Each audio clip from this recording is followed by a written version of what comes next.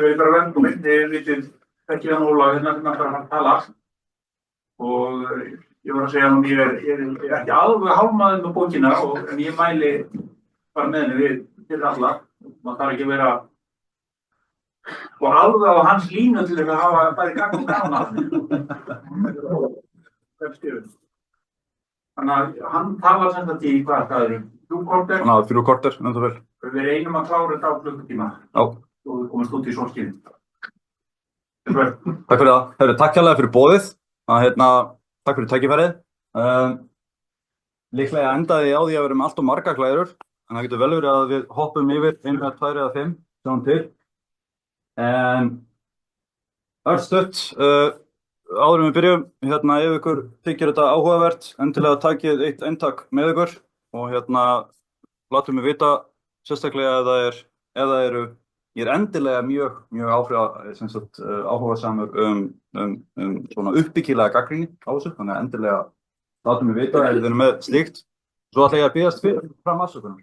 Ég hef ekki búið á Íslandi síðan 2008. Ég tala oftast nær hagfræði í vinnunni á ensku, oftar á þýsku meira að segja heldur en á íslensku. Þannig að það getur vel verið að ég stami og er að leita í hausnum á mér að rétta orðinu. Þá bara bið ég örlítið þolinmæði, svona rétt á meðan. En við ætlum að fara yfir 2 grundvallar heimsmyndir peninga, hlutbundna peninga og óhlutbundna peninga, hvernig greiðslukerfið virkar og örstutt kannski afleiðingar og svona agnarsumræðu í lokin. Þetta er tafla úr bókinni. Það er svona ákveðin, skulum kalla það grundvöll, eða svona, skulum kalla það grundvöll, og nálgun kannski, sem við þurfum að hafa í huga. Ég veit að þið getið ekki lesið þetta, en hér er ég að taka saman nokkrar mismunandi hagfræði nálganir, austuríska, marxísk, neo-keynesian, neoclassical og post-keynesian, eða síðkeynesisk.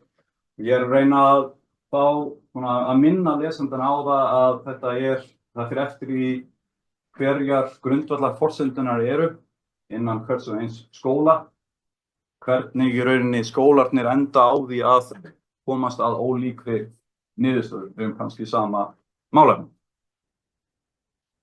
Sem er kannski svona góður inngangur af því af hverju kannski það er mismunandi niðurstöður úr því sem ég er að fá úr og kannski er svona venjulega. En örstutt, heimsmynd 1, hlutbundnir peningar. Og þetta er kannski það sem við þekkjum betur svona í daglegu umræðu. Sérstaklega það er að segja afleiðingarnar af þessari heimsmynd. Það er bara mjög einfalt. Það er Max Silvers sem kaupir vörur og borgar skuldir en ekki stimpillinn og eða nafnverðið sem er á stimplinum á peningnum sem er ritað. Annarkvæmt stimplað eða ritað. Og þetta er John Locke. Þetta er í rauninni nálgunin innan nýklassískar, austurískrar og marxískar hagfræði sem dæmi. Og hér fáum við meðal annars söguna í rauninni að koma því betur síðar, að peningar hafi í rauninni komið frá vöruskiptum sem síðan þróist yfir í lánastarfsemi. Og það eru nokkrar niðurstöður, eða einkenni. Fyrst eins og ég segi, vörur þróast yfir í peninga. Það er vöruskipti í frumstæðum samfélögum, flökkulífið sem síðan þróast yfir í það að fólk skiptir á fiski eða peningum eða einhverjum svona vörum sem endast og er hægt að skipta niður og svona. Svo er það að sparnaður, hann leiðir til lánastarfsemi. Það er að bankar taka við innlánum, það er sparnaði, sem þeir síðan lána aftur út. Svo hafum það að vextir séu einhvers konar náttúrulegum og að í jafnvægi komist þetta náttúrulega vaxtastig á þar sem í rauninni vextir á peningum eða á skuldum eru það bil jafn háir og jaðarframleiðnin á fjármagninu, fasta fjármagninu sem er verið að framleiða með sparnaðinum eða það er að segja fjárfestingum. Sem dæmi þá að það væri ef fyrirtæki vill byggja verksmiðju eða eitthvað og það er 7 eða 8% jaðarframleiðni af þessari aukalegu eða ávöxtun af þessari verksmiðju, þá endavextinir nokkurn veginn nærri því bili. Það aftur á móti svolítið vandamál við hlutbundnu sýnuna. Það í fyrsta lagi að það engin lönd í dag á gullfæti og það engin gullpeningar í umferð og af hverju þá peningar með virði, af hverju hugmyndin hjá John Locke svo að það sé gullið eða silfrið sem skiptir máli, af hverju þá peningar með virði. 100% af peningum í dag skuldbindingar. Þá meina ég að þeir skuldir einhvers í rauninni, þetta ekki gull sem enginn skuldar, þá ég meina það. Bankarnir búa til peninga fyrir lána, það margir seðlabankar búin að benda á þetta, Bank of England, Seðlabanki Englands, hann byrjaði líklega að skýrast 2014, Bundesbank í Þýskalandi var með aðra grein 2017, meira að segja Seðlabanki Íslands í einni stuttri setningu eða grein, hvort það hafi verið 2021 eða 2022, ég man það ekki, benti á þetta í rauninni líka.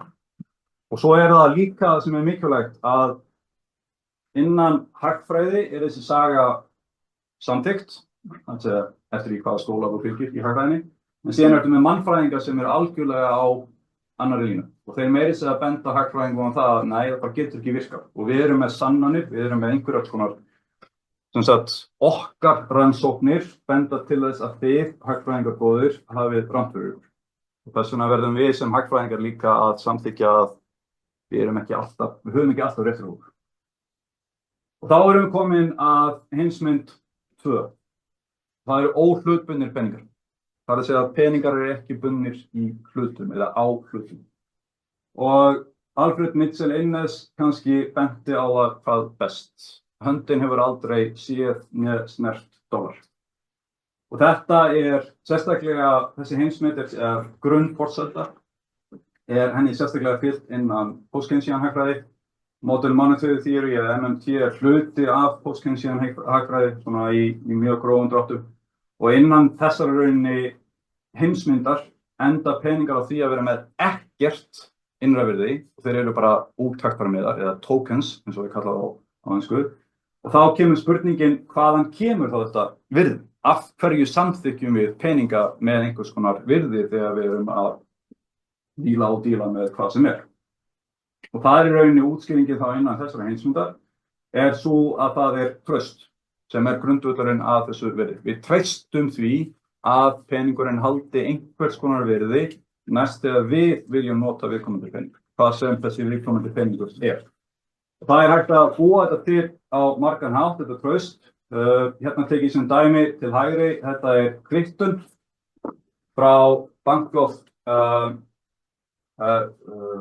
Whitestone og hér bókstaflega verið að segja við ákveðnir embættismenn búin að brenna $5.000 og hugmyndin var með þessu að búa til traust meðal almennings og þeir brenndu þetta opinberlega. Það var bókstaflega settur upp bálkestir þar sem embættismenn voru að brenna notes of credits eða peningaðurinni sem voru samþykktir sem greiðslur á sköttum.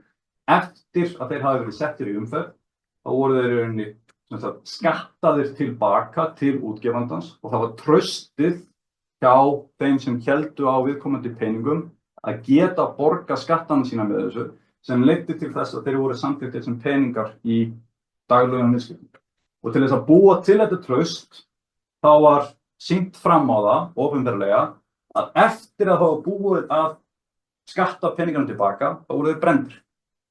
Til að sýna fram á það að framboðið var ekki til staðar sem og líka að benda á fólki á það að embættismennirnir væri ekki að svindla.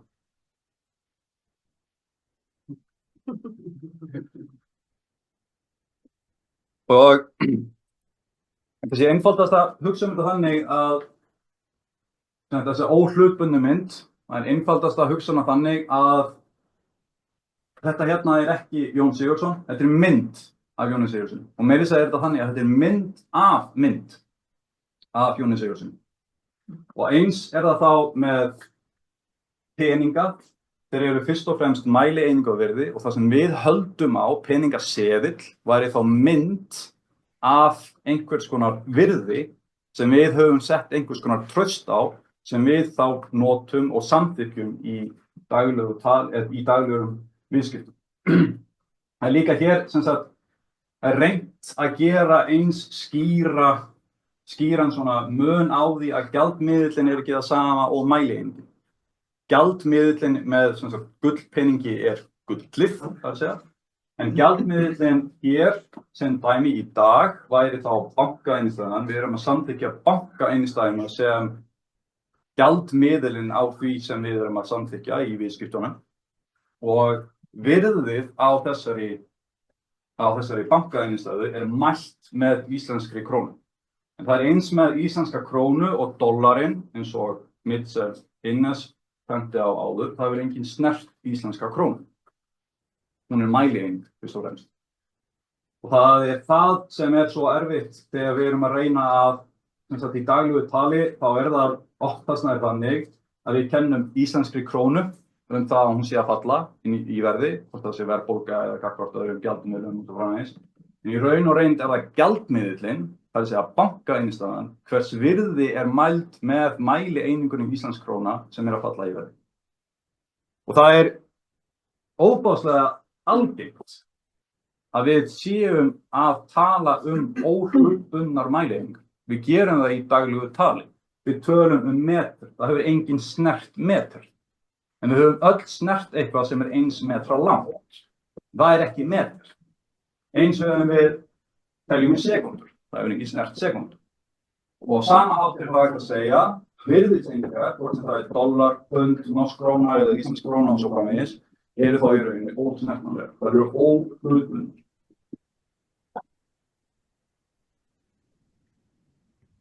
Hver þá uppruni peninga innan þessarar heimsmynd og gerir það sem mannfræðingar hjálpa okkur hvað næst. Þeir hafa gegnum sínar rannsóknir grafið upp þúsundir af litlum leirtöflum eða svona leirnullungum, þeir eru ekki stærri heldur en bara puttur á mér eða fingurgómurinn, og þeirra hugmynd í rauninni þannig að þetta hafi verið borgarsamfélaginu að þakka, sem var í rauninni afleiðing landbúnaðarbyltingarinnar, sem við urðum að búa til peninga. Og þörfin á því að búa til peninga kom frá því að við þekktum ekki lengur öll hvert annað. Við vorum með stærra samfélag, fólk sem álst upp í sveit eða úr sveit, veit hvernig það maður þekkir alla sem maður á að þekkja, og maður treystir öllum þeim sem allir aðrir treysta, en öðrum ekki. En ef maður þekkir ekki alla, þá verður maður að hafa einhvers svona kerfi til að vita hvort maður geti treyst viðkomandi. Og þetta kerfi í rauninni þá að búa til, og koma því kannski seinna meir ef ég hef tíma til að fara yfir það kerfi að samþykkja þá skuldbindingar einhvers annars fyrir ofan okkur heldur en þess einstaka aðila sem við erum í viðskiptum við, það að segja bankainnstæður, í staðinn fyrir skuldbindingu mína.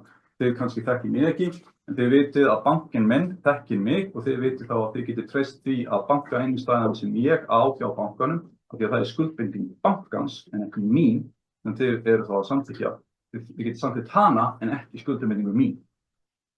Og embættismenn þess tíma, til þess að búa þetta til, þetta sem sagt bókhaldskerfi eða þetta traustkerfi, þeir þróuðu í rauninni bókhaldskerfi sem var í rauninni byrjaði á því að einhver bóndi sem dæmi hann kom inn með pund af korni eða shekel af korni sem í enn þann dag í dag náttúrulega gjaldmiðill Ísraels og þaðan kemur sem sagt shekel orðið, það þyngdareining, og þeir í staðinn gáfu mér sem bóndanum sem var að leggja inn til hófsins einhvers konar hnullung sem var þó í rauninni ígildi þess að ég hafi verið að leggja inn í hofið sem var í rauninni samkomustaður og banki samfélagsins eina einingu af mat.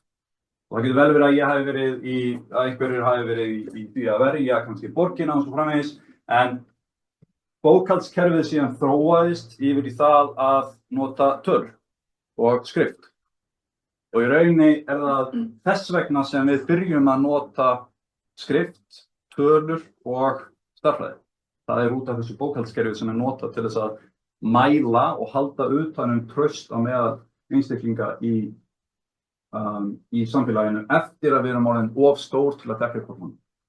Og þessi kvittun, þessi litli hnullungur, hann var hægt að nota til þess að borga fyrir eitthvað á milli einstaklinga. Og uppruni peninga þá, samkvæmt þessari heimsmynd, bókhaldskerfi sem var þróað til að halda utan flóknari samfélagskerfi heldur en áður hafi verið til.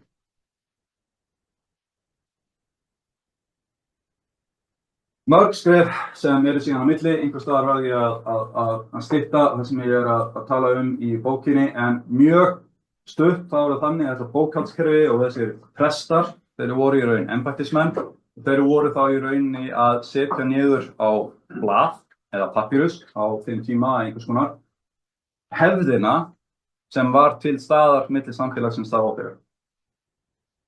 Síðan þegar þetta þróast yfir í sem sagt peninga í raun og reynd, þá byrjum við á því, förum á því sem seinna meir, við byrjum á því að samþykkja í rauninni það að við höfum alltaf verið að nota þessa greiðslu, það er að segja einhvers konar skuld fyrir til dæmis fyrir einhvers konar glæp, kannski myrtum við eitthvað, kannski réðumst við á eitthvað, við skárum puttan af einhverjum og svo framvegis og þá var einhvers konar skaðabætur sem voru setta niður í lög, sem voru notaðar síðan til þess að greiða skuldina sem var búin til þegar eitthvað skaði var gerður, þetta er sem sagt í rauninni mannskaði, einhvers konar, sem síðan var til þess að þessi viðkomandi greiðsla, gjaldmiðill fyrir skaðabótina, var af peningum. Og oft, sérstaklega meðal ríksfólks sem hafði peninga og völd, pólitísk völd sérstaklega, til þess að hafa einhvers konar gullmuni sem hafa erfitt að búa til gullskrautmuni. Gull var þess vegna í rauninni hluti af því að sýna að þú værir ríkur, eins og í dag, rauninni. Og þegar peningar eru síðan búnir til úr gulli, þá byrjum við sem hagfræðingar að skilja það að þessi peningurinn og silfrið sem greiðslan, frekar heldur en upprunnin sem var í rauninni einhvers konar greiðsla fyrir fyrir skaðabætur eða einhvers konar traust á okkur á milli. Og þetta sérstaka tilfelli peninga, altså mynt úr gulli eða silfri, þá í rauninni talin af Knapp sem talaði hér ríkisþeóri eða hugmyndin peninga, að það í rauninni, hann skrifar þetta upp á 1900, sá gjaldmiðils ekki efninu sem peningarnir búnir til úr, þetta nokkur hundruð árum eftir að John Locke að skrifa þetta, sem peningarnir búnir til heldur í hinum lagalegu reglugerðum sem koma reglu á notkun þeirra peninga. Og meira að segja þá málbóktur sem grundvöllur greiðslumiðilsins því líka lagalegt eðlis. Þannig að heimsmyndin hlutbundna peninga sérstakt tilfelli af heimsmyndinni óhlutbundna peninga. Fór örstutt yfir þetta hérna áðan, rétt áðan, en kannski fara yfir þetta sérstaklega hér með síðasta til þess að fá okkur til þess að skilja aðeins betur hvernig í rauninni það þróast yfir í það að þetta sjálfstyrkjandi ferli. Hefðin leiðir til laga, lögin segja að þú að borga fyrir eitthvað skaða með ákveðnum gjaldmiðli, uxi, geitur og svo framvegis, sem síðan þá notað í samfélaginu öllu til þess að vera gjaldmiðl eða mæleining, sérstaklega. Síðar meir kemur næsta skref að eftir hér að gjaldmiðillinn tilgreindur í lögunum verður einnig að mælieiningu og greiðslan getur verið innt af hendi með einhverju öðru. Líf frjáls manns kannski 3 uxa virði, 3 uxar eru 20 geitur á markaði. Þú getur þá, ef viðkomandi viðtakandi greiðslunar sem þú átt að borga vegna þess að þú myrtur eitthvað, samþykki slíka greiðslu, þá getur þú greitt 3 uxa virði með 20 geitum. Geiturnar eru þá orðnar að gjaldmiðlunum, en þú eftir sem áður ennþá að mæla virðið manns með uxa. Saman gildir í dag. Þú í gjaldmiðil sem banka einstaðan, en mælieiningin íslensk króna. Eða hvað sem Og hér komum við aðeins betur að því varðandi það hvað undirstaða virðis. Fer betur í þetta í bókinni. En örstutt, Non aes sed fides latneska sem heitir ekki kopar heldur traust. Og þetta eru koparpenningar frá Möltu frá 18. öld. Það var riddarregla sem slóð á og þeir voru í stríði við Tyrki eða Ottoman á þennan tíma. Og til þess að viðhalda vörnum meðal annars þá þurftu þeir að borga meira út og þeir áttu ekki lengur silfur til þess að búa til silfurpenninga. Þannig þeir notuðu kopar. Og þeir rituðu á koparinn ekki kopar heldur traust. Og þessi síðan koparpeningur var að fullu samþykktur manna á milli í samfélaginu, þótt að hann hafi verið úr öðru efni heldur en silfurmyntin sem var á sama tíma inni í samfélaginu. Og þetta síðan stimplað með mismunandi valdhöfum, í rauninni stimpluðum við mismunandi valdhafa á þeim tíma. Og hugmyndin hér var að ef peningurinn með stimpil viðkomandi valdhafa, þá mun viðkomandi valdhafi samþykkja peningin sem greiðslu á skuld, sem dæmi sköttum. Og þetta það sama eins og þegar við erum að rita undir á peningaseðla. Már Guðmundsson og svo framvegis sem voru í Bretlandi sem dæmi, þar eru, ef ég maður rétt, það eru 2 aðilar sem skrifa undir peningaseðlana þar, stimplað innan gæsalappa. Það seðlabankastjóri og fjármálaráðherra á sínum tíma. Skjáttist mig ekki, þá það bara seðlabankastjóri hér, en það mismunandi í rauninni eftir löndum. Einhvers konar stimpill settur á peningar sem eru þá notaðir til þess að sem greiðslu á skuld. Hvernig býr maður þetta traust til? Það nokkurn veginn á þrennan hátt. Ég talaði áður loforð á takmörkun á framboði, við getum brennt peningana, bitcoin og aðrar stafrænar eignir, lofa einhvers konar takmörkun á framboði þar, þannig að það eitt. Við getum líka verið með gullfót, eða einhvers konar loforð innlausn eitthvað annað sem fólk veit að samþykkt sem virði. Við getum verið með fastgengi sem dæmi, ef við keypum með dollari, ef við keypum með krónu þá fer svona og svona mikið eða evrum tilbaka og svo framvegis. Og svo getur við líka lofað því að hóta einhvers konar, eða þú hótar ofbeldi. Það eru skattar. Og ef þú borgar ekki skattana þína, þá ferðu í fangelsi. Og þá ertu í raun og reynd að samþykkja hótunina, loforðið, frá hinu opinbera það að það muni setja þig í fangelsi ef þú borgar ekki skattana þína með viðkomandi gjaldmiðli sem síðan þá endar á því að búa til eftirspurn eftir þessum gjaldmiðli. Og þetta var gert í Róm, nýlendur Evrópubúa, bæði í Afríku og í Bandaríkjunum. Íslenska krónan, þegar hún var sett á legg sérstaklega með stofnun Íslandsbanka hins fyrsta, hvort það hefur 1904, ef ég maður rétt, þá er sérstaklega tiltekið í lögunum að peningaseðlar Íslandsbanka muni vera samþykktir sem greiðsla á sköttum. En á sama tíma líka á þeim tíman lofað einhvers konar virði, þú getur farið með peningum til. Það var líka á hluttfótur á þeim tíma. Þannig getur við blandað þessu saman. Þú getur verið með allar aðferðirnar líka. Það ekkert sem útilokar hvort annað. Þetta eitthvað sem meira segja Adam Smith áttaði sig á því í auðlegum þjóðana. Og það í rauninni það sama eins og var í rauninni talað áður. Smith vissi alveg örugglega af því sem hafi verið gert áður að prins eða einhvers konar valdhafi, hann getur einfaldlega lýst því yfir að það sé ákveðið magn af skjöttum sem hægt að borga með pappírspenningum eða hverju þeim sem hann sjálfur gefur út og þá þar með þessum pappírspenningum gefið ákveðið virði. Svo lengi sem þú treystir því að útgefandinn muni samþykkja penningana sem greiðslu á skattaskuld og við samþykkjum skattaskuld af því að við samþykkjum viðkomandi stjórnvöld. Prinsinn getur líka gert það sem hann vill og það voru oft gert af Rómarkeisarum.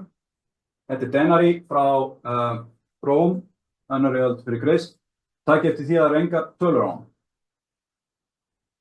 Hvernig vissi fólk á hvers virði þessi penningur var?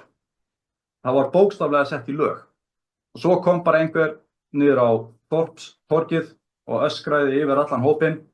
Viðkomandi denari sem lítur svona og svona út svona og svona mikils virði þegar þið borgið skatta til Rómar. Og það gerðist margoft síðan að Rómarkeisari ákvað bara að minnka viðkomandi virði. Í staðinn fyrir að borga 10 einingar af sköttum, það kostar bara að borga 5 einingar af sköttum og svo framvegis. Og þetta var hægt vegna þess að það var ekkert stimplað á það. Þetta var ekki 10 einingar, það er engin 10 hér, það er engin 5 hér. Þannig að það er einfaldlega bara prinsinn sem ákveður hvers virði skuldbindingi sem hann gaf sjálfur út ætti að vera, jafnvel þótt að sé búið að gefa út á þau.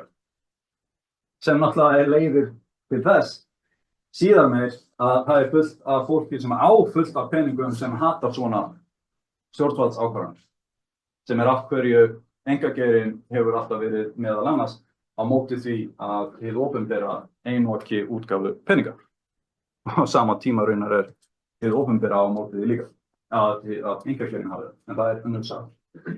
Hvernig verða það peningar til? Þetta tafla 4.1 úr bókinni og hún ansi löng, eins og við sjáum þetta 19 mismunandi færslur sem ég tek í bókinni sjálfri og ég tek örstutt dæmi hér. Hér sem dæmi, hér greiðsla milli tveggja einstaklinga eða þetta getur verið einstaklingur og fyrirtæki. Það sami banki og það sem gerist þá að innlánið hjá viðtakanda greiðslunnar skrifað upp, það bókstaflega bara hækkað. Innlánið hjá greiðandanum lækkað sama tíma og sama tíma þá gerist í eignum innlendra aðila að innlánið hjá viðtakandi greiðslunnar hækkar og síðan innlánið hjá greiðandanum lækkar. Þetta afskaplega einfalt.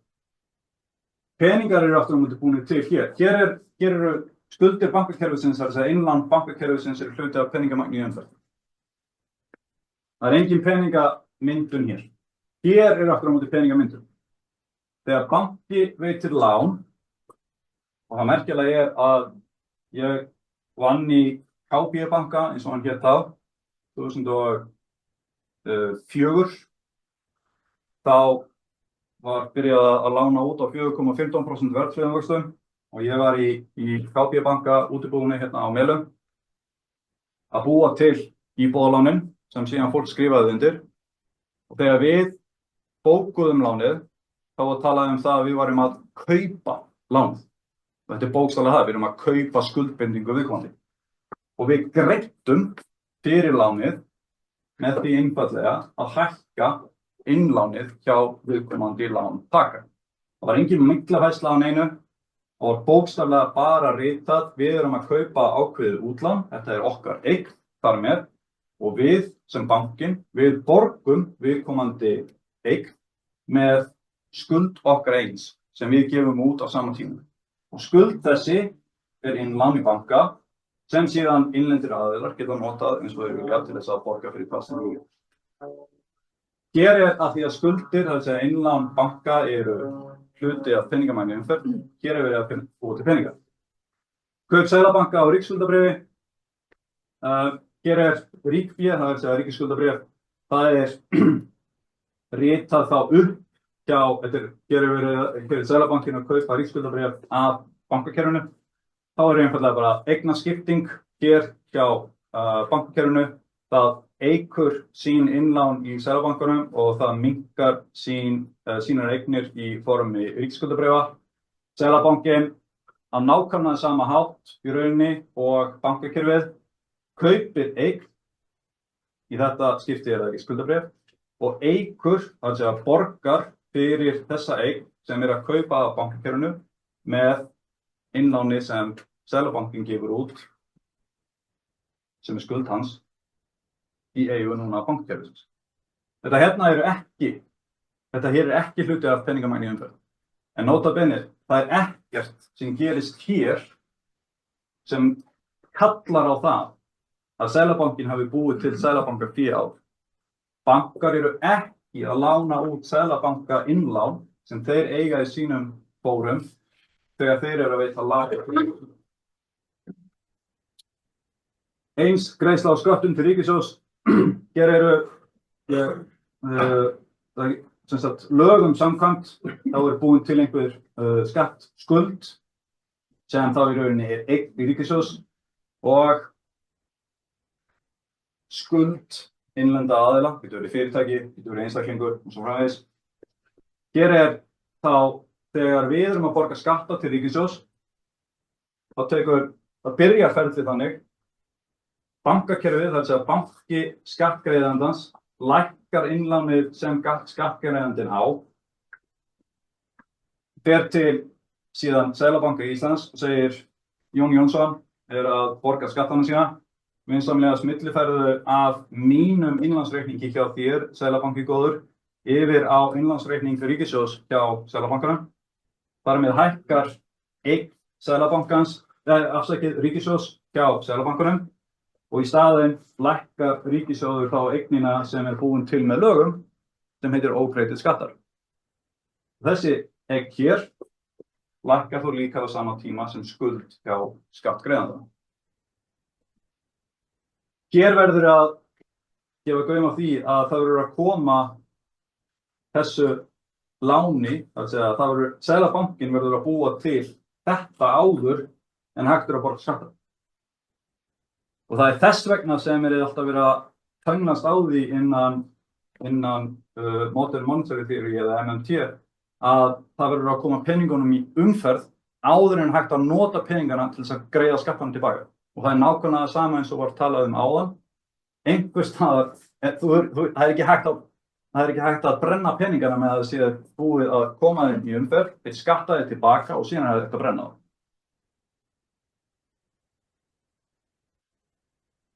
Af hverju hverfur traustið? Það er í rauninni tvær einfaldar ástæður fyrir því. Það er annarkvort að útgefandinn hverfur, útgefandinn á skuldbindingunni, hann hverfur. Hér verð á únsu af gulli í Greenbacks. Greenback var gjaldmiðill Suðurríkjanna fyrir og meðan borgarstyrjöldinni stóð. Og hér hægt og rólega, hún byrjar í 10 eða 13, eins og við sjáum, þannig að það er þó nokkuð verðbólga hér upp að bil byrjun árs 1865. Og þegar það er loksins ljóst að Suðurríkjan að fara að tapa, gjörsamlega hverfur allt virðið. Af því að fólk áttar sig á því, af hverju ætti ég að halda Greenback þegar ég veit að ég mun ekki geta notað þessa peninga lengur til að borga skatta til Suðurríkjanna sem eru bókstaflega að fara að hverfa, af því að þau eru að tapa stríð. Á sama tíma er líka hægt að búa til of mikið af peningum. Það er annarkvort til opinbera, það er að segja ríkissjóður í samvinnu, sérstaklega við Seðlabankann sem gerir það. Ég veit að þið sjáu þetta ekki því miður, en þetta er verð á gulli á lokskala líka. Og þetta er verð á gulli í Þýskalandi upp á 1920 og fram að 1923. Og þetta eru erlendar skuldir. Þetta hérna er júní 1919, þetta er Versailles-samningurinn. Keynes varar við efnahagsáhrifum Versailles-samningsins í desember sama ár. Hér eru Þjóðverjar byrjaðir að klikka of oft á því að borga stríðsskaðabætur til Frakka og Frakkar ráðast inn í Rúrgebiet hjá Þjóðverjum og það er gjörsamlega og sem sagt erlendu skuldinar þá hjá Þjóðverjum.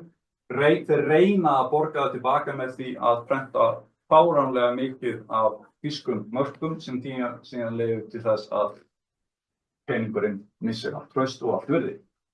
Þetta er síðan einkageirinn, eða segja bankageirinn. Það er ekki að vera einkabankar, það getur verið opinberir, eða segja bankar í bara bankageiri, einkabankar eða ekki. Þetta er frá 1950 til 1990 á Íslandi. Bláa línan er 5 ára meðaltalsaukning í útlánum bankar inn í hagkerfið á þessum tíma og rauða brotalínan hér er 5 ára meðaltalsbreytingin á ári í verðlagi. Brotalínan hér er síðan afgangurinn eða hallinn á ríkissjóði. Þannig augljóslega var það ekki hallinn á ríkissjóði sem var vandamál hér. Það voru ómikil peningaprentun hjá bönkunum og sama tíma er náttúrulega ekki beint mjög hagstæðir efnahagsskilyrði. Við erum með olíukreppur, við erum með stríð og svo framvegis og framvegis. Þannig það hjálpaði ekki heldur. En það er í rauninni auðvelt að missa virðið af því að traust það tekur tíma að byggja þau upp en afskaplega stundum tíma að eyðileggja. Kannski nægir svo 10 mínútur. Hvaða máli skiptir það? Ég ætla að byrja þennan kafla kannski með inngangi innan gæsalappa. Hér Alan Greenspan, fyrrum seðlabankastjóri Bandaríkjanna, að tala gegnumstreymiskerfi í Bandaríkjunum en ekki. Hann var spurður fyrir framan þingnefnd hvort það væri ekki betra að vera með sjóðsöfnunarkerfi í skilningi þess að það sé miklu tryggara fyrir greiðsluna á lífeyrisskuldbindingum, hver sem það í voru. Og Greenspan einfaldlega svaraði, ég myndi ekki segja að gegnumstreymislífeyriskerfi sé ótryggt í þeim skilningi að það er ekkert sem kemur í veg fyrir að ríkissjóður búi til eins mikið af peningum á hann vill og greiði þá til einhvers. Ekki þar með sagt að hann eigi að gera það. Spurningin er, hvernig setur þú upp efnahagskerfi, þar með talið lífeyriskerfi, sem tryggir að það er raunverulegu eignir sem þessi ellilífeyrir, hver sem hann verður notaður til að kaupa verðið til. Og hvaðan sem hann kemur, hvort sem hann úr sjóði eða beint frá peningamyndun frá ríkissjóði. Og hér held ég svona það sem hægt og rólega hægt að tala að það verður að spyrja mismunandi spurninga eftir því hvort að maður fylgi einni heimsmynd eða annarri. Innan hlutbundna peninga þá algengt að spyrja, hefur ríkissjóður efni á þessu? Mun ríkissjóður fara á hausinn og svo framvegis. Eigum við að hækka bindiskylduna? Ein spurning sem kemur innan bankakerfisins ef við erum með hlutbundna peninga. Það peningamarkvaldarinn í stóru hlutverki. Og lífeyriskerfið erum við að safna nógu miklum sjóði. Ef við erum með óhlutbundna peninga og við áttum okkur á því að peningar þeir eru búnir til þegar við búum til lán hjá bankakerfinu, þegar ríkissjóður greiðir til einhvers og eins eða peningar séu eyðilagðir, altså teknir úr umferð, þegar lán eru borguð tilbaka til bankakerfisins og þegar skattar eru borgaðir. Mun þessi skattalækkun auka verðbólgu? Já eða nei? Það ekki verið að tala hvort að ríkissjóður fari á hausinn eða ekki. Grundvallarspurningin sem verður að spyrja þegar við erum að tala ríkissjóðs og fjármál ríkissjóðs innan þessari heimsmyndar hver eru verðbólgu áhrif ríkissjóðs af hvers konar fjármála ákvörðunum sem í rauninni hið opinbera tekur. Og því opinbera þá meina ég sérstaklega ríkissjóð.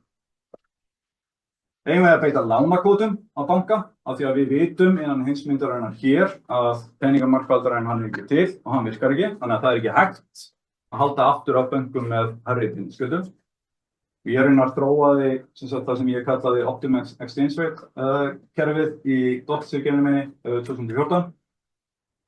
Og lífeyriskerfið ætti frekar þá að spyrja, lífeyriskerfið hvernig sem það uppbyggt að auka framleiðslugetu hagkerfisins með fjárfestingum sín. Og hér meina ég sérstaklega ef við erum með sjóð, ímyndum okkur í einfaldri útgáfu að við erum með lífeyrissjóð sem bara einn og hann kaupir bara eina eign og það ríkisskuldabréf. Það í raun og reynd gegnumstreymiskerfi. Lífeyriskerfi sem að auka framleiðslugetu hagkerfisins með fjárfestingum sínum, það getur til dæmis verið lífeyriskerfi sem að byggja íbúðir. Það getur verið lífeyriskerfi sem að veita lán til fyrirtækja sem síðan nota peningana til þess að fjárfesta í þau sem þau vilja og svo framvegis og framvegis. Það getur verið kerfi sem lánar til veguppbyggingar, hvað sem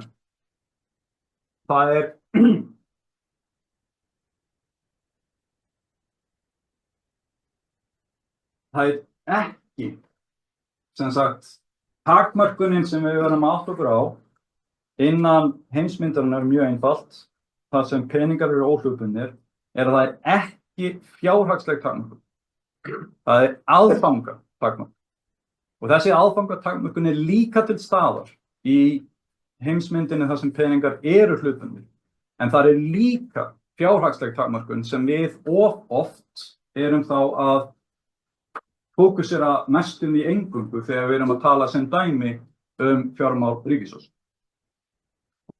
Ríkissjóður getur ekki orðið gjaldþrota í eigin mynt, hann bókstaflega að búa til peninga þegar hann borgar eitthvað, en hann getur orðið gjaldþrota í erlendri mynt, af því að hann gefur ekki viðkomandi peninga út, hann ekki útgefandi í íslenskri krónu í gegnum Seðlabanka Íslands, hann notandi á erlendri mynt. Sveitarfélag notabene eru notendur á íslenskri krónu, þannig að þau verða að fara varlega. Eins verður þá ríkissjóður að fara varlega þegar kemur að skuldum í erlendri mynt. Hversu mikið eigum við að lækka skuldir ríkisins í íslenskri krónu verður af, eins og ég minntist á áðan, leiða ríkisfjármál, skattar, hversu háir þeir eru, hver eru að borga þá, yfir hvaða tímabil og svo framvegis. Og útgjöldin, þetta neysluútgjöld, þetta fjárfestingarútgjöld, þetta millifærslur til ákveðinna aðila, það fátækt fólk sem eyðir meira af peningunum sem það fær frá ríkinu heldur en ríkt fólk og svo framvegis, sem allt þetta verður að hafa í huga þegar við erum að tala ríkisfjármál og áhrifin á verðbólgu, ekki á skuldir ríkissjóðs, nema að viðkomandi skuldir séu í erlendri mynt.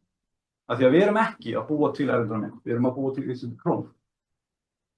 Og verðbólga og raunveruleg aðföng, vinnuafl, hrávörur og svo framvegis það sem eru takmarkandi hlutir og það það sem eru að ræða á svona í efnahagslegri mynd þegar við erum að tala fjármál ríkissjóðs og annað. Þannig að þetta samantekt, akkur skiptir þetta máli. Eins og ég talaði áðan í upphafi, forsendur og hagfræðinga hafa raunverulegar afleiðingar. Þá ég að tala skólana sem ég talaði í upphafi. Það verður að skilja hvaðan grundvallar forsendunar koma og hverjar afleiðingarnar eru eða niðurstöðunar af viðkomandi grundvallar forsendum eru. Núverandi stefnumótun getur verið byggð á röngum forsendum, það ekki endilega þannig, það möguleiki. Betri efnahagsumræða byggð á staðreyndum þar sem við vitum sem dæmi að peningamarkaðurinn henni ekki til. Við vitum að peningar eru búnir til að bankakerfinu þegar bankar veita lán og við vitum að peningar eru búnir til þegar ríkissjóður borgar eitthvað út. Hvort að það sé vaxtabætur eða barnabætur og svo framvegis og framvegis. Almennt myndi ég líka bera rök fyrir því að það sé betra að þetta leiði til skýrari sjónarhorns á hlutverki og virkni banka og fjármálakerfisins og einnig þá raunhæfari, það er að segja betri umræðu ríkisfjármál og jafnvel peningastefnu líka. Þá ætla ég að opna þetta. Hvernig notum við þessa þekkingu? Hvað þýðir þetta kannski fyrir kennslu í hagfræði? Sérstaklega því að við erum hér. Hvernig getum við stuðlað að betri efnahagsumræðu? Já, þakka þér fyrir. Það er einhverjum sem vilja spyrja það ekki. Þetta er áhuga. Já, ég veit. Ef ég skil það rétt, bankar búið til þess að peninga, en Seðlabankinn ákveður vexti, stýrivexti. Þannig að Seðlabankinn er óbeint með því að hækka eða lækka vexti. Þá var hann annarkvort að prenta peninga eða draga úr peningum í umferð, er það ekki? Nei, hann er að hvetja eða letja bankakerfið til þess að búa til peninga. Það er ekki Seðlabankinn sem er að búa til peninga. Hann sjálfur heldur óbeint að hvetja. Við getum bara að sé hvað gerðist. Það var ekki mars 2020 eða svo, þegar vextir voru lækkaði hvað mest. Þá var bankakerfið óbeint hvatt til þess að búa til hans mikið af peningum sem leiddi í rauninni til aukinna íbúðalána og þar með aukinna peninga sem voru notaðir til þess að kaupa sérstaklega þáverandi íbúðir sem þá þegar var búið að búa til, sem leiddi til. Það er oft í umræðinni hvort það að prenta peningar býr til verðbólgu eða ekki. Og það eru dæmi að það gerist og kannski dæmi ekki. Þannig að getur verið að það fer eftir því hvort að framleiðslan geti haldið í við, ef þú getur aukið peninga umferð, en þú getur aukið framleiðsluna sama prósentuhlutfall, þá er kannski ekki verðbólga, en öfugt ef peninga í umferð eykst, en framleiðslan getur ekki eld á eftir. Þá verður verðbólga. Ef peningamyndunin leiðir til aukna framleiðslu getu, þá er möguleiki á því að viðkomandi peningamyndun leiði ekki til verðbólgu, svo lengi sem það eftirspurn í hagkerfinu sem notar þá viðkomandi framleiðslugetu og í rauninni tannilega séð í rauninni beint gert ráð fyrir því að framleiðslugetan sé nýtt. Þess vegna það svo mikilvægt þegar ég að tala ríkisfjármál. Ríkisfjármál sem eru sérstaklega í því að byggja upp framleiðslugetu, betra vegakerfi, betri sjálfbærni á auðlindum og svo framvegis, sérstaklega í betri sjálfbærni á auðlindum, myndi ég segja. Það er minni verðbólgu hætta af slíkum ríkisútgjöldum heldur en ef ég og þú fengum 1 milljón á mánuði í borgaralaun, eða hvað sem það heitir. Það er einn spurning þarna í umræðu. Jú, ég bara ég að velta fyrir mér í tilfelli að Seðlabankinn hækkar vexti og það bein áhrif á gengið, þá í raun og veru að auka peningamagn umferð í alvöru gjaldmiðli sem að krónan getur keypt. Ég var að reyna að hafa það einfalt. Okay. Það fer, já, sem sagt. Þetta erfiða máli. Þetta næsta sko. Við getum alveg verið með sko kynningu á þessum áhrifum 1 og 7 sérstaklega. Sérstaklega líka á Íslandi það sem svo mikið af því sem við erum að neyta kemur í rauninni erlendis frá. Þannig að þá í rauninni að það eru margir mismunandi ferlar sem eiga sér stað á sama tíma. Sumir ferlarnir klárast mun hraðar en aðrir. Og margir ferlana hafa mismunandi áhrif af verðbólgu á sínum tíma. Þess vegna þetta svo flókið að sem sagt, segja bara ferill A mun leiða til verðbólgu upp á X og ferill B mun leiða til verðbólgu upp á Y. Mjög líklega í kerfi eins og hagkerfi sem það sem kallað á ensku kaotískt, sem ferlarnir eru að hafa áhrif á hvern annan. Það mjög erfitt að gera ráð fyrir þessi einhvers konar línuleg eða svona þægileg tenging á milli. Punktur. Þú varst með spurningu? Já, það mjög áhugaverður fyrirlestur. Nú fjármálaáætlun til 2030 orðin skýr. Þar í rauninni lagt upp með að það verði engin aukning í menntun á Íslandi. Framhaldsskólar, háskólar eru bara í rauninni algjörlega á sama stað. En á sama tíma erum við í rauninni að bæta við sýnist mér einhverjum 160 milljörðum í sko þessi svona heilbrigðis og tryggingakerfi og örorkubætur og annað til. Svona bara með það í huga og kannski líka bara almennt, myndirðu segja að það ætti að gera greinarmun á skapandi og eyðandi hagvöxt? Já, það á að gera það. Það ég man ekki nákvæmlega hvaða ár það var sem sagt gross domestic product var búið til, en það bara, þetta gross, þetta er verk, það ekki verið að netto. Það margoft sem við höfum í mannkynssögunni og efnahagssögunni dæmið þar sem ríki fara ofboðslega illa með auðlindina sínar, eru að búa til rosalega mikinn hagvöxt á stuttum tíma, eyða öllum auðlindunum í einu góðu partíi sem kannski ríkir í 10, 20, 50 ár og svo búið. Og þú mátt kalla þetta eyðandi hagvöxtur.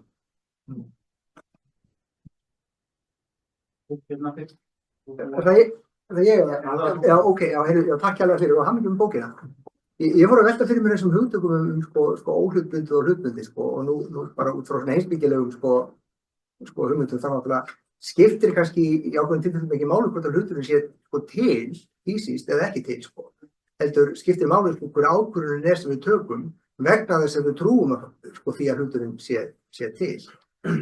Og þá getum við þá í raun og veru talað um það að vissulega það ekki þá tengt við einn hlut sem þá gullið eða eitthvað neðarmálni eitthvað slíkt heldur á mengi hluta, þar að segja hvað það sem við köllum þá hagkerfi eða samfélag. Þannig að hvernig getum við þá þú talar um metro og sekúndur og svo framvegis þetta eru náttúrulega hlutir sem eru raun og veru það er óumdeilt að þeir eru til hliðsjónar við nánast allt sem við gerum. Það gengur allt á þessum hugtökum. Og hvað það þá í hagfræðinni, hvernig þið náttúrulega tengja það betur inn í hagfræðina þannig að þessi óhlutbundni hluti verður aukið hversu hlutbundið það í þessum og þessum ferlum og þessum strúktúr sem við byggjum á. Þú leiðréttir sjálfan þig. Gerði ég það? Já, þú einmitt sagðir metra á sekundu og svona og slíkir hlutir. Við notum þessi hugtök. Þetta er nefnilega hugtök. Já. Þetta er nefnilega ekki hlutir. Nei, það er að verja, sko. En við tökum ákvarðanir, við erum ekki í húsi, sko. Ég mætti hérna á ákveðnum tíma, sko. Þannig að við tökum ákvarðanir út frá því að við trúum því að þessi hlutir séu að þeir eru til í funksjón og í ákvarðanir. Og við tökum ákvarðanir út frá hugtökum. Já. Mörgum sem þannig að hlutirnir, sko, í veruleikanum, í okkar veruleika, þá raungerast þeir verða til. Já. Það er eins og ég myndi skilja það, þá var þetta með í rauninni, horft á þetta sem 2 skurðir sem enda í sömu tjörninni. Einn skurðurinn er hlutir sem enda í tjörninni veruleiki. Svo horfum við annan skurð sem er hugtök og það enda líka í tjörninni sem er veruleiki. Þú ert með bæði. Í heimsmyndinni sem ég talaði hérna fyrst, þá sem í rauninni peningar eru í skurðinum hlutir, þar endum við í einhvers konar nálgunum og niðurstöðum sem leið okkur í kannski annan hluta af tjörninni, ef þú vilt halda heimspekin áfram, heldur en ef við erum að tala um skurð. Já, heima, sko. Það var ekki ég, sko. Þannig að hérna, þetta er áhugavert að velta þessu fyrir sér, vegna þess að við þurfum að styrkja, sko, stóðir hagkerfisins og allt þetta, sko, og það byggir á einhverjum hugmyndum virði þess sem við erum að gera, framleiðslugeta þessu eða hinu. Byggir á hugmyndum? Já. Enginn hefur snert hugmynd? Já, ég veit það nú ekki, sko. Við lifum nú í heimi hugmyndar, sko. Tíminn er skammur, þannig að byrja Matthías hérna og svo Helgi og Indriði. Matthías, þú byrjar að reyna að vera stöðið. Það var ekki smá spurning þetta. Já, þú trúir þú eftir, já. Nei, þú veist við, sko, þegar í Bandaríkjunum, þegar Nixon, hann klauf sig frá gullfætinu, fór yfir í Fiat-kerfi. Er komið svona, er komið niðurstaða í það, hvort að Fiat-kerfi sé betra heldur en sig? Það var ekki gullfótur í Bandaríkjunum 1971. Þú sem einstaklingur máttir ekki eiga gull. 1934, ef ég maður rétt, ártalið, þá var gull einkaaðilega kallað inn og fólki var bannað að eiga gull nema í einhvers konar svona skrautmuni og slíkt. Þannig að ég sem einstaklingur eða þú, við hefðum ekki getað farið til Seðlabanka Bandaríkjanna og sagt, við hefum hérna svona og svona mikið af dollarum, við ætlum að fá gull tilbaka. Þetta var bara hægt hjá öðrum seðlabönkum. Og hluti af því af hverju Nixon fór af gullfætinum, það var náttúrulega of mikið af ríkisútgjöldum vegna stríðsins í Víetnam, sem leiddi til verðbólgu, sem leiddi til þrýstings á verð á gulli. Og síðan vegna þess að Frakkar, hvort það var ekki Charles de Gaulle, ef maður rétt, exuberant privilege, ef maður rétt, er heitið svona óbóðslegar, hvað er privilege á íslensku? Forréttindi, óbóðslega forréttindi. Það er það sem í rauninni Frakkar voru alltaf á móti, sem var í rauninni Bretton Woods-kerfið, þar til 71. Þannig að Nixon hann í rauninni braut gullfótinn í alþjóðlegum viðskiptum, en innanlands var gullfóturinn ekki til staðar frá, ef ég maður rétt, 34. En hvort það hafi verið jákvætt eða neikvætt, það er ekki saman. Takk fyrir þetta áheyrilegu fyrirlestur. Hvernig setur þú þína nálgun í samhengi við til dæmis eins og Hókjans nýjar performance sögu peninga? En svo langt síðan las hana. Það eru örugglega komin svona 15-20 ár. Já, það er sama ég sko. Já. Það ég ætla akkurat núna að segja pass, þannig ég man ekki nákvæmlega hvað hann segir í bókinu. Já, það var Indriði var fyrst og... Mér fannst áhugavert sem að hann var ekki í þessu. Og nú hefur okkur verið svona sagt og það er kannski að borðið að þetta kerfi sé svo gott. Það sé sem sagt trygging fyrir framtíðartekjur lífeyrisþega.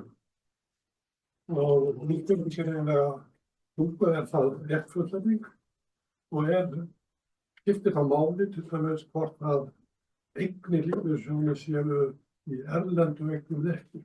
Þess að lífeyriskerfið jafn tryggt og menn kannski vilja halda yfir lífum til framtíðarinnar. Þetta ekki fyrir að vera saman spurninginu hvernig efnahagslífið reiðir af lífum. Sem meðal annars er undir allavega að hluta til áhrifum af því hvernig lífeyrissjóðirnir haga sínum fjárfestingum. Ég efast ekki að tekjurnar séu tiltölulega tryggar, en hversu mikill kaupmáttur þessara tekna er annað mál. Og það er grundvallar vandamálið sem verður að leysa, eða spurningin sem verður að leysa. Eins og ég myndist á áðan, lífeyrissjóðakerfið sem kaupir bara ríkisskuldabréf er ígildi gegnumstreymiskerfis, sem í rauninni gerir kannski afskaplega lítið til þess að auka framleiðslugetu hagkerfisins. Er betra að þeir séu að kaupa erlendar eignir eða ekki? Það fer eftir í hver fyrsta lagi ávöxtunin er á þessum erlendu eignum. Þeir hafa tekið mun meiri áhættu, hef ég séð allavega sem sagt hlutfallslega eða þú ert að horfa á eignir. Erlendar eignir sjóðanna eru skjóta á kannski 90-95% eða svo í hlutabréfum og þetta er langtíma fjárfesting og svo framvegis og teoretískt ætti þá að vera betra að vera með hlutabréf heldur en ríkisskuldabréf. Það er lána hugmyndir. Ef við erum að sem dæmi auka mikið af innflutningi yfir kannski 10, 20, 50 ár, þá væri þetta góðar eignir til þess að geta borgað fyrir slíkan innflutning. Af því í rauninni væri þá lífeyrissjóðurinn myndi selja eignina, fá dollar, eða evru, hvað sem er, selja evruna, kaupa krónu í staðinn, borga krónuna til lífeyrisþegans. Lífeyrisþeginn borgar síðan með krónu út í búð. Búðin hefur áður notað krónur til þess að kaupa evrur, til þess að kaupa eignina, vöruna sem síðan er flutt inn, sem síðan er afhent lífeyrisþeganum. Það má alveg spyrja sig hvort það sé ekki betra líka þá að auka framleiðslugetu hagkerfisins innanlandsins, en það fer líka eftir í hvernig það verður gert. Þú ert að spurninga bara verðið svona langtíma og svo hlun lækkun á framleiðslu 10 ár. Það fer rosalega eftir í hvernig við spilum með okkar aðfeng líka, eins og ég myndi svo áðan, skapandi og eyðandi hagvöxt, svo framvegis. Þannig að umhverfið sjálft er ekki bara ráðið af því hvernig, efnahagsumhverfið sjálft. Það er ekki bara að falla því hvernig lífeyrissjóðirnir haga sínum fjárfestingum, sem betur. Hvað er fyrirlesturinn? Ég er að spyrja bara örgum til það fyrsta lagi, hvað er bókin aðgengileg? Hörru, þú má bara taka eintak. Hín alveg spurningi minn er sem sé, ef að bankar búa til pening gegnum útlán, hvernig samþættir það við fjármögnunargögn og skuldabréfanna? Bankar eru fyrirtæki sem eru sérfræðingar í því að stjórna eða hafa stýringu á greiðsluflæði. Þeir eru í raun og reynd, eins og ég benti örstutt á það, þeir eru í raun og reynd að fjármagna kaupin á íbúðaláninu eða hvað sem það er sem þeir eru að lána til með skuldbindingu sem þeir gefa út sjálfur á saman tíma. Það er í stuttumáli. Síðan geta þeir líka tekið þá ákvörðun að selja eignirnar í einhvers konar vafningum á markaði, það er að segja skuldabréfaútgáfum sem þeir eru sjálfur að gefa út á markaði til þess að auka sitt lausafé sem síðan er notað til þess að sem dæmi keyra greiðslukerfi og svo framvegis. Þannig að fjármögnunin sjálf, þegar þeir eru að selja skuldabréfamarkaði, ef það er í íslenskri krónu, þá geta þeir allt eins náð í lausaféð frá Seðlabanka Íslands. Kannski vilja þetta ekki, en þess að það er of dýrt. Útlán til Seðlabankans til banka eru venjulega á háum vöxtum, á hærri enda vaxtagangsins og þar. Og ef þeir ná að fjármagna lausafjárþörf sína á ódýrari hátt, þá munu þeir gera það. Men þess að það einfaldlega hefur jákvæð áhrif á greiðsluflæðis jafnvægið sem þeir eru sérfræðingar í. Það var ein spurning í viðbót, skulum klára hana og ég er átt svo þetta. Takk fyrir góða fyrirlestur. Talaðu aðeins út frá heimsmyndum. Þetta er að vera til ólíka spurning. Þú getur að færast þarna, já, frá því sem var yfir í eitthvað annað.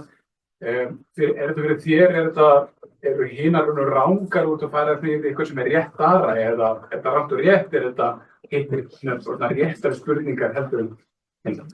Skulum segja að þetta sé rétt aðra. Já, það er ekki að spá í færðu sömu niðurstöðum í end, en eftir bara að hugsa að okkur þú frekar út frá inni nálgunni raunverulega, eins og þetta færa raunverulega á. Og til dæmis eins og þessum fyrir ríkisfjármálum, raunverulega. Það sé réttar hort út frá verðbólgunni heldur en hallarekstri síðan. Nei, það er eitt sem ég tek í dæmi í bókinni.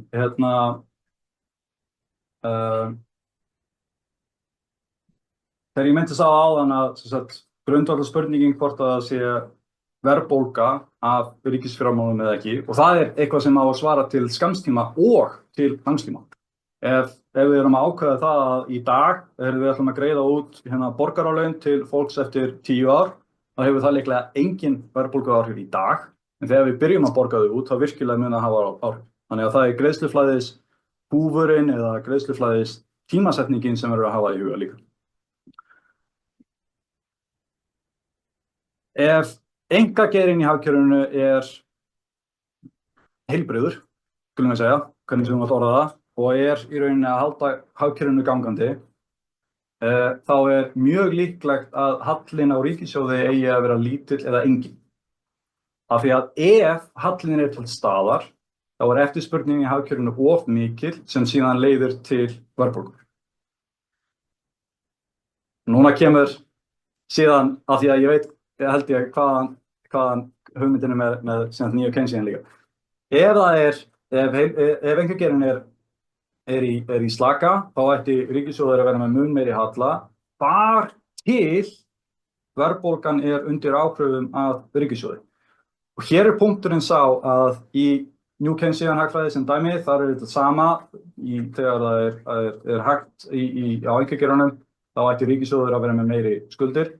En svo er niðurstaðan innan gæsalappa sú í New Keynesian hagfræði, eða í kannski meira hlutbundinni hagfræði, þú vilt kalla það þannig, að það er að byggja upp einhvers konar skotforða eða einhvers konar forðabút sem við getum notað þegar í harðbakkan slær.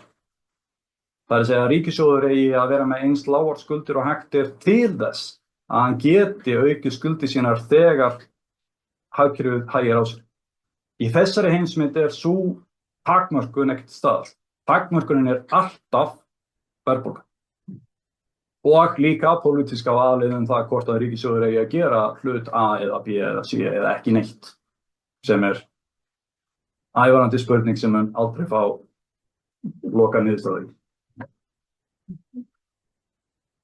Takk fyrir þetta, það var bara mjög fróðlegt og skemmtilegt.